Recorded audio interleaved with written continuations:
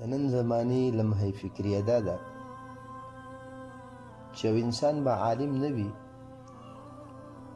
یو انسان به علم نه وي کړی، شریعت نه به نه وي خبر، او دی به دینی مسلې بحث کوي خپل په محفلونو کې. یو عالم نه به تپوس وشي نو هغې به خاموشه وي او عامي به جواب ورکړي د هغې. خلک د دې خبرې باک نه لري چې آیا دا مسله زه کوم دا د قرآن او سنت مطابق ته وکنه، د شریعت سره ټکراویږي خو نه، بس یوه خبره ده چې د خېټې نه او د معدې نه یې راوباسو په ژبه باندې ادا کړو. حالانکې دا یو ډېر لوی وبال لري. د دې هر یو شیز په باره کې به الله رب العالمین زموږ نه تپوس کوي. نن تاسو په معاشره کې به کتلي وي په هر ځای کې په هر علاقه کې داسې خلک مشهور شوي وي چې د دین ټیکهدار هغه جوړ شوي وي. نو پکار دا ده چې کله تا ته د یو مسلې پته وي نو د هغې خلکو ته جواب ورکړه، او که چېرته تا ته د یو خبرې پته نه وي نو د الله رب العالمین نه یره پکار ده، خاموشه کېدل پکار دي په هغه ځای کې. او عوامو له هم پکار دي چې ځان د دیني مسلو نه بیرته وساتي. یعنې په یو مسله باندې دی نه پوهېږي نو قیاسونه دې په هغې کې نه کړي، بلکې د یو عالم نه پوه سړي نه دې ځان خبر کړي په هغې معامله کې. امام شعبي رحمه الله مشهور امام تیر شوی دی، چاته تپوس وکړو د یو مسلې په باره کې نو ورته یې ماته نه ده معلوم. سړی ورته وایي تاله شرم نه راځي؟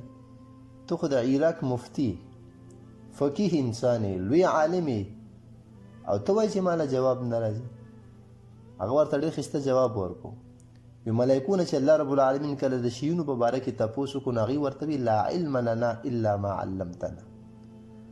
هغې چې کله الله له جواب ورکړو نو هغې له هم شرم نه ورته، ولې د یو شیز په باره کې تا ته علم نشته نو خاموشه کښېنه او خپل د لا علمۍ د هغې اظهار وکړه چې ما ته نشته پته دې په باره کې.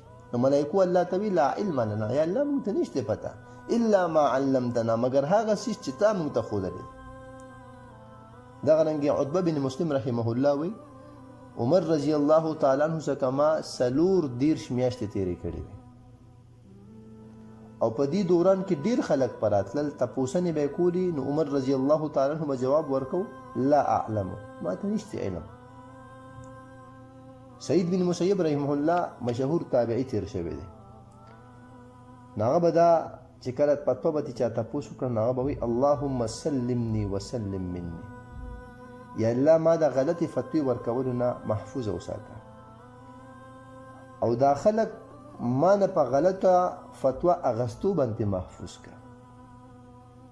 امام شافعي رحمه الله دا غنه د یو مسلې په باره کې تپوس شو، امام شافعي رحمه الله خاموشه شو. تپوس تې وکړو چې ته جواب ولې نه راکوې؟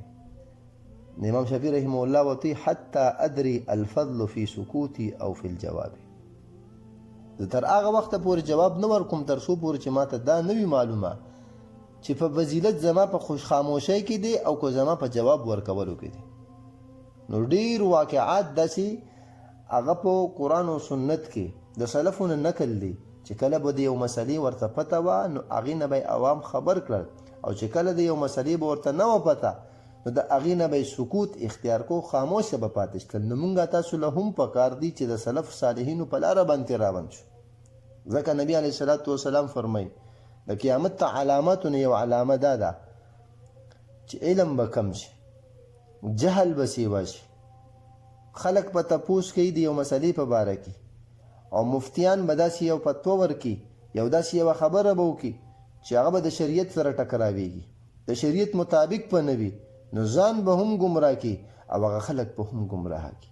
نو په دې کې زمونږ ستاسو د دین او د دنیا دواړو کامیابي ده، او په دې کې د آخرت زمونږ ګټه ده.